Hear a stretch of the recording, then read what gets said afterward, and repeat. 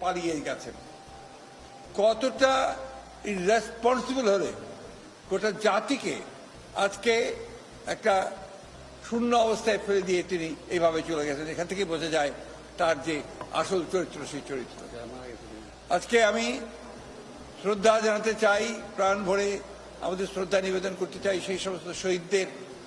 প্রায় 1000 খানেক শহীদ হবে যারা এই আন্দোলনে শহীদ হয়েছেন। আমি আবারও আমার শ্রদ্ধা, আমার অভিবাদন, শুভেচ্ছা জানাতে চাই আমাদের বীর সেনানীদেরকে, এই ছাত্রদেরকে যারা আজকে এই অসম্ভবকে সম্ভব করেছেন।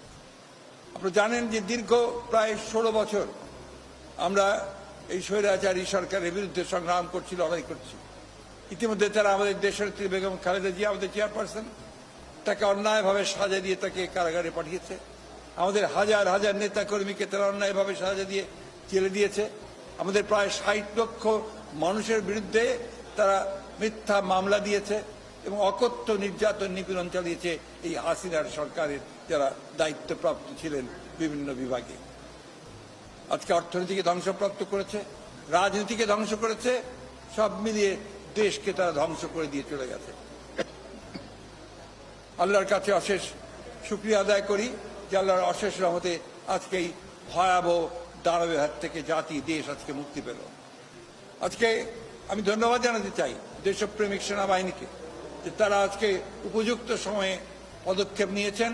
পদক্ষেপ নিয়ে তারা আজকে এই আমাদেরকে সমস্ত রাজনৈতিক দলগুলোকে তারা আজকে এখানে ডেকে নিয়ে এসেছিলেন আলোচনা করার জন্য। তারা যারা আন্দোলনের মূল নেতা, ছাত্র নেতা, সমন্বয়, তাদের সঙ্গে কথা বলছেন, কথা বলে নিয়ে এসেছেন। তারা রাষ্ট্রপতির সঙ্গে আজকে কথা বলে কতগুলো মৌলিক বিষয়ে সিদ্ধান্ত হয়েছে। সেই সিদ্ধান্ত প্রথমটি হচ্ছে সেটা হচ্ছে যে পার্লামেন্ট ভেঙে দিয়ে অতি দ্রুত একটি ইন্টারিম গভর্নমেন্ট, অন্তর্বর্তীকালীন সরকার গঠন করা হবে নির্দলীয় সরকারদেরকে নিয়ে। আজকে সিদ্ধান্ত হয়েছে যে দেশনেত্রী বেগম খালেদা জিয়াকে অবিলম্বে কোনো কালক্ষেপ না করে তাকে মুক্তি দেওয়া হবে।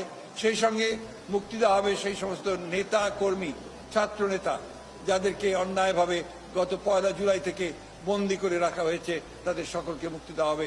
রাজনৈতিক কারণে যাদেরকে বন্দি করে রাখা হয়েছে মুক্তি দেওয়া হবে সেই সমস্ত মানুষদেরকে যারা অন্যায়ভাবে কারাগারে আটক হয়ে রয়েছে। সিদ্ধান্ত হয়েছে যে এখন এই হাসিনার পালিয়ে যাওয়া পদত্যাগের পরে যে অবস্থা সৃষ্টি হয়েছে, সেই অবস্থা, বিশেষ করে আইন শৃঙ্খলা পরিস্থিতি যে অবস্থা সৃষ্টি হয়েছে, এই আইন শৃঙ্খলা পরিস্থিতিকে নিয়ন্ত্রণে আনার জন্য সমস্ত রাজনৈতিক দলগুলো তারা কাজ করবেন, ছাত্র নেতারা কাজ করবেন, ছাত্ররা কাজ করবেন। আমি আজকে আপনাদের মাধ্যমে এই আবেদন জানাতে চাই সমগ্র দেশবাসীকে যে আসুন, আমরা একটা বড় বিজয়, বড় সাফল্য অর্জন করেছি। সেই সাফল্যকে ধরে রাখতে আমরা যেন আবার সেটাকে অন্যদিকে প্রবাহিত না হয়, সেই জন্য নিজেরা সংযমের পরিচয় দেই। ক্রোধ, ঘৃণা বা প্রতিশোধের বশবর্তী হয়ে আমরা যেন কাউকে আক্রমণ না করি, কোনো প্রতিষ্ঠানের ক্ষতি না করি। বিশেষ করে আমাদের যে সমস্ত বন্ধুরা, ভাইয়েরা আমাদের সঙ্গে আছেন, আমাদের ধর্মীয়ভাবে তারা যা সংখ্যালঘু, তাদের উপরে কোনো যেন আক্রমণ না হয়, তাদেরকে প্রোটেক্ট করা, তাদেরকে রক্ষা করা কিন্তু আমাদের পবিত্র দায়িত্ব। তাই আপনাদের মধ্য দিয়ে আমি আমাদের দলের সকল স্তরের নেতা কর্মীদেরকে আবেদন জানাতে চাই যে আপনারা সবাই নেমে পড়ে এই ভয়াবহ যে প্রবণতা দেখা দিয়েছে, এই প্রবণতা থেকে দেশকে রক্ষা করুন। কাউকে সেই সুযোগ নিতে দেবেন না যে সুযোগে দুর্বৃত্তরা বা দুষ্কৃতিকারীরা অন্যের উপরে আঘাত আনবে।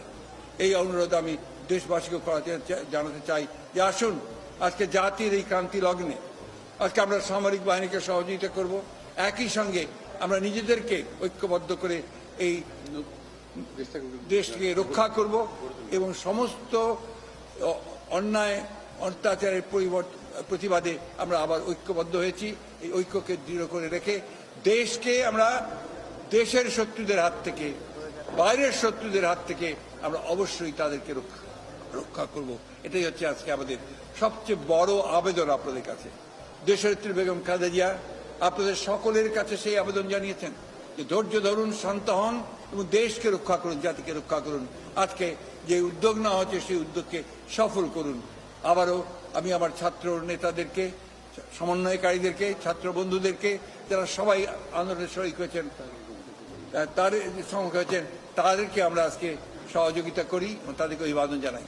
সেই সঙ্গে আমি আবারও এই কথাটা আবার আপনাদের মধ্যে তুলে ধরতে চাই, যে নেতা আমাদের মাঝে নেই, তাকে অন্যায়ভাবে মিথ্যা মামলা দিয়ে বিদেশে নির্বাসিত করা হয়েছে, আমাদের নেতা তারেক রহমান। তিনি এই আন্দোলনে সর্বাত্মকভাবে সহযোগিতা করেছেন প্রতি মুহূর্তে এবং এই ফ্যাসিস্ট বিরোধী আন্দোলনে তিনি নেতৃত্ব দিচ্ছেন। তাকেও অবিলম্বে দেশে ফিরিয়ে নিয়ে আসার জন্য আমরা সব রকম ব্যবস্থা গ্রহণ করেছি। ইনশাআল্লাহ সেটা আমরা সফল হব। আপনারা সবাই ধৈর্য ধরুন, শান্ত থাকবেন, আপনারা সবাই ভালো থাকুন, সুস্থ থাকুন।